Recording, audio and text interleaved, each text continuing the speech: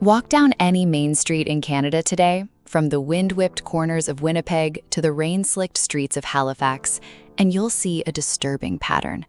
It's not just the for lease signs that catch the eye, it's the hollowed-out look in the eyes of the shop owners who remain. There is a shadow fact that the mainstream media and the politicians in Ottawa aren't talking about. Nearly 25% of Canadian small businesses are currently technically insolvent. They are the walking dead of our economy. They haven't told their employees yet, and they haven't told their families, but they are one bad month away from total collapse. For years, these entrepreneurs were told that if they worked hard and followed the rules, they would be the bedrock of the Canadian middle class. But today, working 80 hours a week doesn't buy you a house in the GTA. It barely buys you enough time to cover your commercial property tax. We are witnessing a silent catastrophe, a systematic dismantling of local commerce in favor of multinational giants. The question isn't just why they are struggling, but why the system seems designed to let them fail. As we peel back the layers of this economic onion, you'll see that the struggle isn't accidental. It's the logical conclusion of a decade of policy failures. Why is the heartbeat of Canada stopping? Let's look at the first needle in the vein. The primary architect of this quiet struggle is a ghost from the pandemic, the CEBA loan. Back in 2020, the Canada Emergency Business Account was pitched as a lifeline, $60,000 to keep the lights on. But for thousands of small business owners, that lifeline has turned into a noose. The January 2024 deadline for partial forgiveness has passed, and for those who couldn't scrape together the funds to repay, the interest is now compounding at 5%. Think about the visceral panic of a cafe owner in Kelowna who survived 3 years of lockdowns, only to realize that the government, which forced them to close, is now their most aggressive debt collector. The math simply doesn't work. When you combine the CEBA repayment with the soaring cost of ingredients, where a case of eggs has doubled in price, the margin for error disappears. Many owners are taking out high-interest private loans just to pay back the government, a desperate cycle of debt that only delays the inevitable. This isn't just about money, it's about the betrayal of a social contract. These people took the risk, they built the community spaces, and now they are being left to drown in a sea of red ink. The curiosity gap here is profound. Where did all that relief money actually go? While small shops struggle to pay back $60K, billions are being handed out in subsidies to EV battery plants and multinational corporations. The disparity is not just unfair, it's a deliberate choice. Then there is the crushing reality of commercial rent.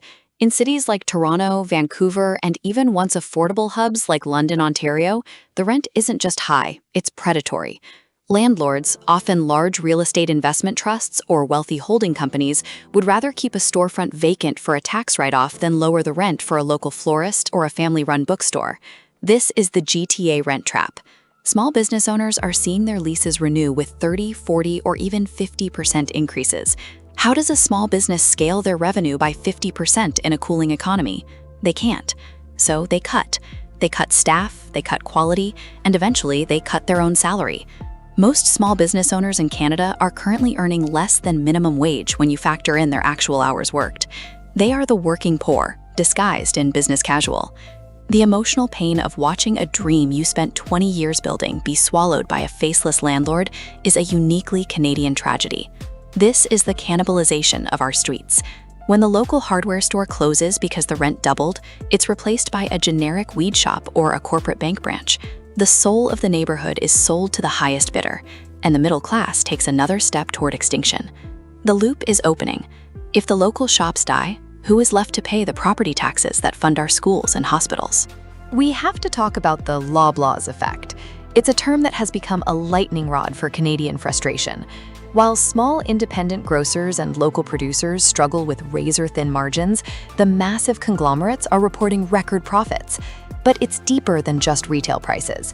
The supply chain in Canada is increasingly monopolized. Small businesses often have to buy their supplies from the very giants they are competing against. Imagine trying to run a local sandwich shop when your bread and meat costs are dictated by a corporation that also owns the grocery store across the street. This vertical integration is a stranglehold on competition. Furthermore, the massive buying power of these giants allows them to squeeze suppliers, leaving the little guy to pay the premium. When a small business owner walks into a big box store and sees a product retailing for less than their own wholesale cost, the feeling is one of pure, unadulterated helplessness. It's a rigged game. The Canadian consumer is also feeling the pinch, leading to a loyalty crisis. When the cost of living, driven by housing and food, skyrockets, the first thing people cut is their support for local businesses. They go where it's cheapest, which is almost always a multinational. This creates a death spiral. The local business loses customers, raises prices to survive, loses more customers, and eventually vanishes. The Bank of Canada's interest rate hikes have been described as a blunt instrument, but for a small business owner with a line of credit, it feels more like a sledgehammer. Most small businesses in Canada operate on some form of floating rate debt. When Tiff Macklem and the BOC raised rates to combat inflation, they effectively drained the cash flow out of every independent shop in the country. A business that was comfortably servicing a $100,000 line of credit at 3% suddenly found themselves paying 7% or 8%. That's thousands of dollars a month taken directly out of the owner's pocket. Money that would have gone toward hiring a student, upgrading equipment, or simply paying the mortgage at home. This is the interest rate noose. It's the invisible tax that no one voted for, but everyone is paying. The irony is that the inflation the BOC is fighting was largely driven by government spending and housing costs, yet the small business owner is the one being sacrificed on the altar of price stability. The visceral stress of checking the prime rate every month, wondering if your business is still viable, is causing a mental health crisis among Canadian entrepreneurs. They are the shock absorbers of the economy, but they are reaching their breaking point. If the rates don't come down significantly soon, the quiet struggle will turn into a very loud collapse. But will the BOC act in time, or is the damage already permanent? Labor in Canada has become a paradox that is tearing small businesses apart. On one hand, we hear about labor shortages. On the other, we see thousands of international students and newcomers struggling to find meaningful work. For the small business owner, the reality is a wage price trap. To attract and keep reliable staff in a country where a one-bedroom apartment costs $2,500, they have to pay significantly more than they can afford. But they can't raise their prices high enough to cover those wages without losing their customers to Amazon or Walmart. This leads to the owner-operator burnout. We see owners of successful-looking restaurants washing dishes because they can't afford a dishwasher, or retail owners working 7 days a week because they can't justify the payroll. They are working themselves into the ground to provide jobs for others, often while taking home no profit themselves. This isn't sustainable. The shadow fact here is that many small businesses are now essentially non-profit organizations that exist solely to pay their employees and their landlords. The dream of being your own boss has turned into being a slave to your own overhead. The curiosity gap is why the immigration and labor policies aren't aligning with the needs of Main Street. We have more people than ever, yet small businesses have never found it harder to find the right help at a price that allows the business to survive. The CRA, the Canada Revenue Agency, is another source of visceral pain for the struggling entrepreneur. While the largest corporations use complex offshore structures and tax loopholes to minimize their burden, the CRA often targets small businesses for audits because they are low-hanging fruit. A simple clerical error on a GST/HST filing can trigger an audit that costs thousands in accounting fees and takes months of the owner's time. This is the regulatory tax. In Canada, a compliance burden for a business with 5 employees is nearly the same as one with 50. The sheer volume of paperwork, from payroll deductions to workers' comp filings to municipal permits, is a death by 1,000 cuts. Every hour spent on a government form is an hour not spent serving a customer or growing the business. There's a growing sense of resentment that the system is rigged against the small player. The CRA's aggressive stance on small business deductions, like home offices or vehicle use, feels like a slap in the face to people who are already sacrificing everything. The curiosity gap. If the government truly valued small business as the engine of the economy, why is the engine being bogged down by more bureaucracy every year?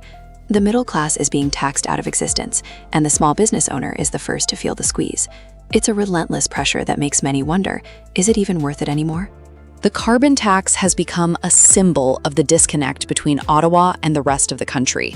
Regardless of the environmental debate, the economic reality for small businesses is undeniable.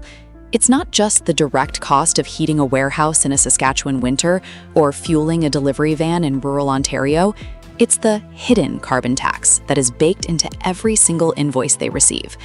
Every supplier, every courier, and every utility company passes their increased carbon costs down the line. For a small business, they are at the end of that line. They have no one to pass the cost to because the consumer is already tapped out. This is a logistics tax that hits Canadian businesses harder than their American competitors.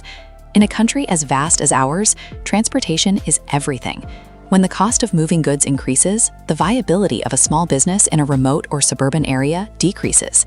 The emotional pain comes from the feeling that they are being punished for the geography of their own country. The curiosity gap here is the promised rebates. Many small businesses have yet to see a single cent of the promised carbon tax rebates that were supposed to offset these costs. Millions of dollars are sitting in government coffers, while businesses close because they can't afford the heating bill.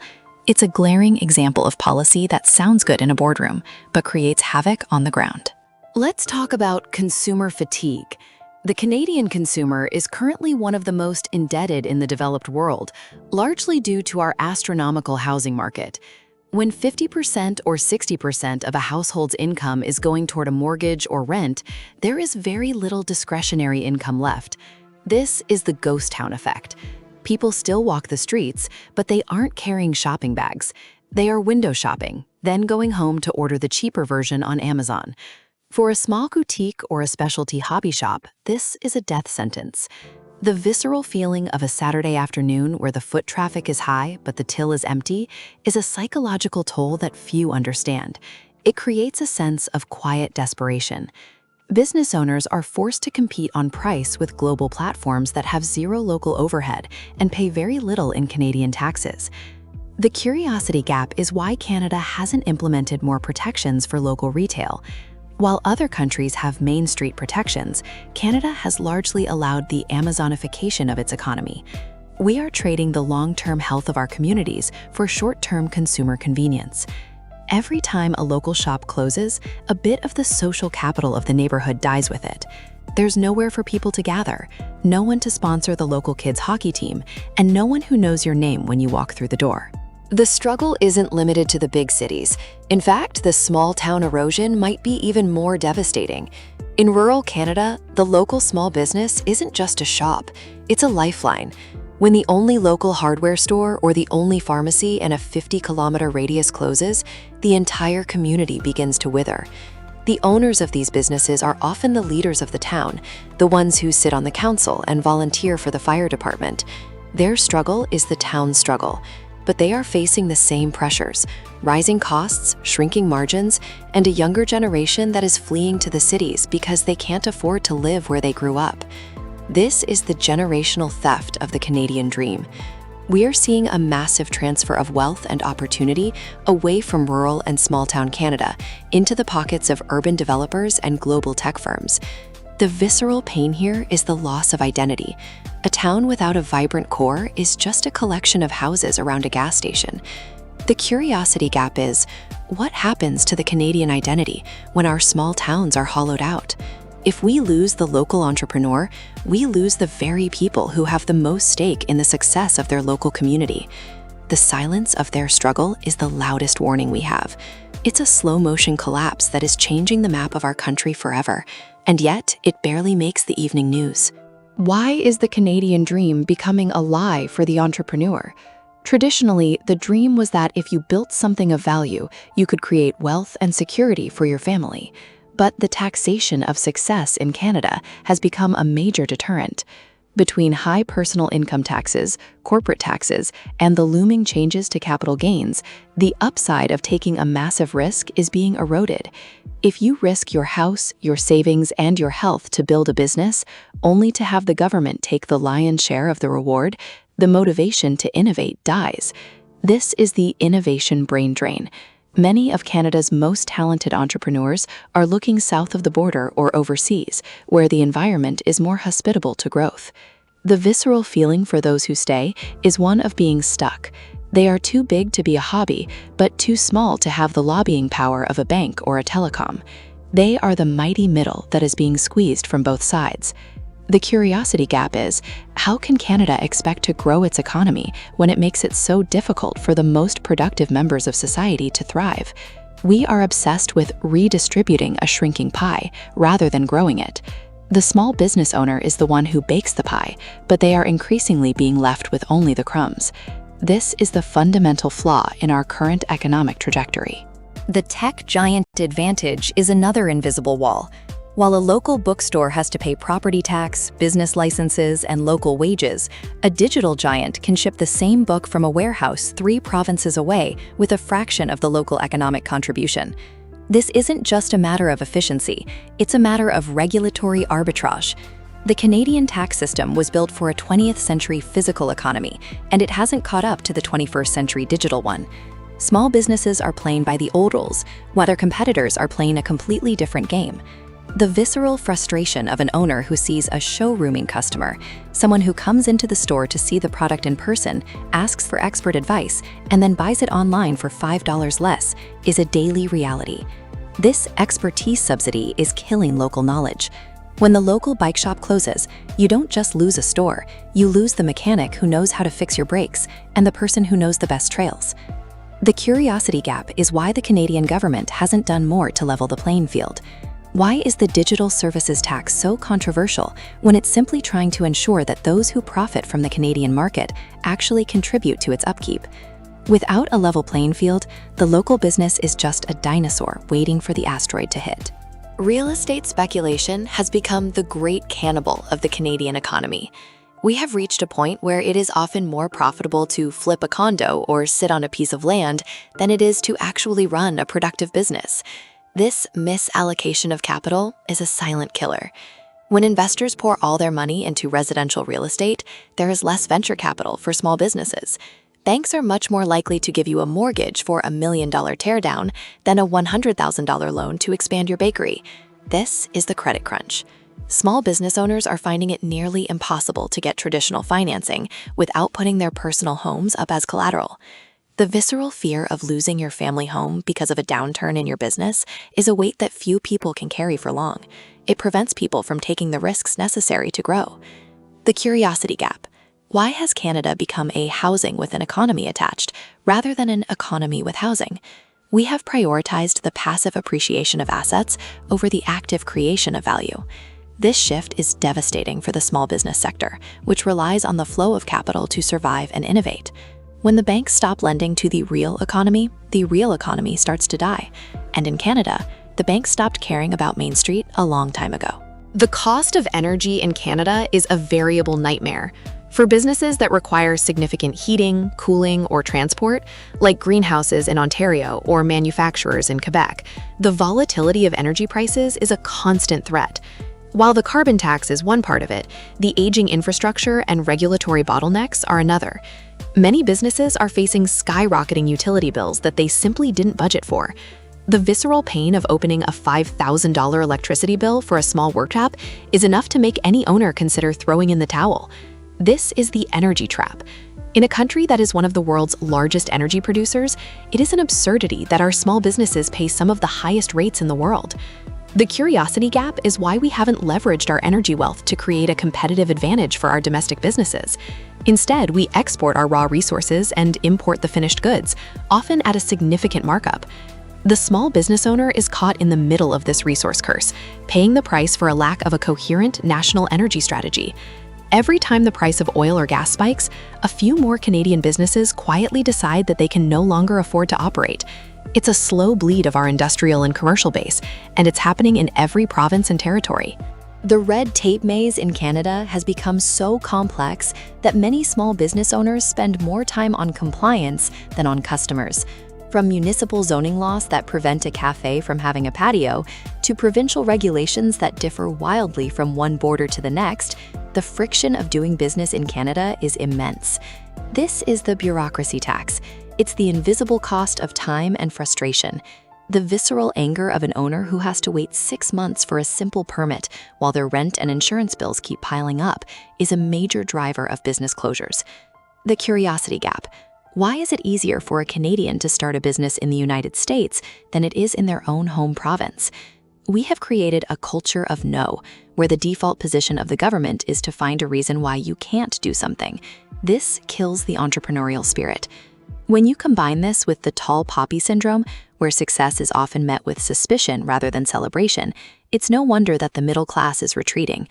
The small business owner who dares to be successful is often rewarded with more inspections, more fees, and more scrutiny. It's a system that seems to prefer mediocrity over excellence, and the result is a stagnant economy where only the biggest and most connected can survive. The credit crunch is not just about interest rates, it's about access. Since the 2008 financial crisis, and especially since 2020, Canadian banks have become extremely risk-averse. They have essentially redlined certain industries. If you are a restaurant, a retail store, or a startup, the chances of getting a traditional bank loan without 100% collateral are slim to none. This is the capital gap. Small businesses are being forced to turn to alternative lenders who charge 15%, 20%, or even 30% interest. This is predatory lending disguised as fintech. The visceral stress of knowing that your merchant cash advance is taking a daily cut of your sales before you even pay your staff is a recipe for a heart attack. The curiosity gap. Why are the big 5 Canadian banks, who receive massive government support and enjoy a near monopoly, not required to lend a certain percentage of their portfolio to the small business sector? They are happy to take your deposits, but they aren't willing to bet on your growth. This lack of support from the financial heart of the country is perhaps the most significant reason why small businesses are quietly struggling. They aren't just struggling with the market, they are struggling with a financial system that has turned its back on them. Without credit, there is no growth. Without growth, there is only decay. There is a myth in Canada that lifestyle businesses are just hobbies. But these lifestyle businesses, the local yoga studio, the independent bookstore, the craft brewery, are the fabric of our culture. When they struggle, our quality of life declines. The quiet nature of this struggle is what makes it so dangerous. Business owners are proud people. They don't want to admit to their neighbors that they are failing. They don't want to tell their regular customers that they might not be there next month. So they suffer in silence. They skip meals, they don't take vacations, and they work through illnesses. This stoic suffering is a hidden crisis. The visceral impact on families is profound. Divorce rates among small business owners are high, driven by the constant financial stress and the time poverty of running a failing enterprise. The curiosity gap. Why do we value growth at all costs, but devalue the sustainability of a small local business? A business that supports 1 family and 3 employees is a success in any sane economy. But in our current scale or die environment, they are seen as expendable. We are losing the human element of our economy. When the local business dies, the owner doesn't just lose a job, they lose their identity and their place in the community. And we, as a society, lose another piece of what makes Canada a place worth living in. The generational wealth gap is playing a massive role in the small business collapse. Many of our most successful small businesses were started by baby boomers who are now looking to retire. But who is going to buy them? The younger generations, millennials and Gen Z, are so burdened by student debt and high housing costs that they don't have the seed capital to buy an existing business. This is the succession crisis. Thousands of viable, profitable businesses may simply close because there is no one to take over. The visceral pain of a retiring owner who has to liquidate their life's work for pennies on the dollar because there are no buyers is heartbreaking. The curiosity gap. Why hasn't the government created better incentives for employee ownership or intergenerational transfers? We are about to witness the largest transfer of assets in history, and much of it might just evaporate. If these businesses aren't passed on, they will be bought by corporate consolidators who will strip the assets and fire the staff, or they will simply vanish. This hollowing out of the business landscape will leave our economy even more concentrated and less resilient. The Canadian dream used to include passing on a legacy, but for many, the legacy is now just a pile of debt and a closed sign. This is the end of an era, and we aren't prepared for what comes next. Inflation is often called the invisible tax, but for a small business, it's a visible destroyer. The lag effect of inflation means that while their costs go up immediately, they can only raise their prices months later, if at all. This margin compression is what is actually killing businesses. The visceral experience of seeing your bank account balance get lower every month despite sales staying the same is a slow-motion car crash. You're doing the work, the customers are coming in, but the money is worth less, and everything you buy costs more. This is the inflationary treadmill. You have to run faster just to stay in the same place. The curiosity gap. If inflation is coming down as the government claims, why are the input costs for small businesses still at record highs? The Consumer Price Index doesn't accurately reflect the Business Expense Index. Insurance premiums, utility rates, and commercial property taxes are all sticky. They go up, but they rarely come back down. The small business owner is caught in a permanent high-cost environment, while the rest of the economy pretends things are returning to normal. This disconnect is creating a two-tier economy, where the wealthy can absorb the costs, but the middle-class entrepreneur is pushed over the edge. It's a relentless, grinding pressure that shows no sign of letting up. The hollowed-out downtown core is a phenomenon affecting almost every major Canadian city. With the rise of remote work, the lunchtime economy that thousands of small businesses relied on has vanished. The cafes, the dry cleaners, the shoe repair shops, they were built on the foot traffic of office workers. Now those offices are half empty, and the businesses are quietly struggling to stay alive. The visceral feeling of a once vibrant downtown feeling like a ghost town at 2 p.m. on a Tuesday is eerie. This is the post-pandemic shift that no one was prepared for. The curiosity gap. Why haven't city planners and governments been more proactive in reimagining our downtowns? Instead of helping small businesses pivot or converting office space to affordable housing, we have seen a wait-and-see approach that is letting the core of our cities rot. The small business owner who signed a 10-year lease in 2019 is now trapped in a location that no longer has a customer base. They are economic refugees in their own city. The emotional toll of watching your neighborhood decline, with increased crime and homelessness often filling the void left by closed shops, is a heavy burden. It's a cycle of decay that is hard to break once it starts, and the small business owner is on the front lines, watching it happen every single day. What the media isn't telling you is that the small business struggle is actually a middle-class extinction event. Small business owners are the middle class. They are the ones who buy the houses, pay the taxes, and support the local charities. When they fail, the social safety net begins to fray. The visceral reality is that we are moving toward a barbell economy. A few extremely wealthy individuals at one end, a large number of low-wage service workers at the other, and nothing in the middle. This is the corporate consolidation of Canada. The curiosity gap. Is this by design? Does a more consolidated economy make it easier for the government to manage and tax? It's a cynical thought, but when you look at how the policies favor the giants over the locals, it's hard to ignore. The struggle of the small business is the canary in the coal mine for our democracy. A healthy democracy requires a thriving, independent middle class that isn't dependent on the government or a single large employer. By letting Main Street die, we are losing more than just shops. We are losing our economic independence. The quiet struggle we've explored isn't just a financial issue. It's a fundamental question of what kind of country we want to live in. Are we a nation of owners or a nation of renters and employees? We are at a tipping point. The next 12 to 18 months will determine the fate of thousands of Canadian businesses. The CEBA loans are due, the interest rates are high, and the consumer is exhausted. But there is a shadow fact that offers a glimmer of hope. The Canadian entrepreneur is incredibly resilient. They have survived lockdowns, inflation, and neglect, but they can't do it alone. The visceral call to action is simple: support local, not just as a slogan, but as a survival strategy. The curiosity gap we leave you with is this: if you could see the true books of your favorite local shop, would you be shocked at how close they are to the edge? Probably. The quiet struggle only ends when we acknowledge it and demand a change in the policies that are suffocating them. We need to fix the tax code, ease the regulatory burden, and prioritize Main Street over Bay Street. The middle class isn't dead yet, but it's in the ICU. The question is, will we act before the heart stops beating? Every dollar you spend is a vote for the kind of world you want to live in. Choose wisely, because once these businesses are gone, they aren't coming back. The soul of Canada is on the line, and the silence is our biggest enemy. It's time to start talking about what's really happening on Main Street. The struggle is real, it's quiet,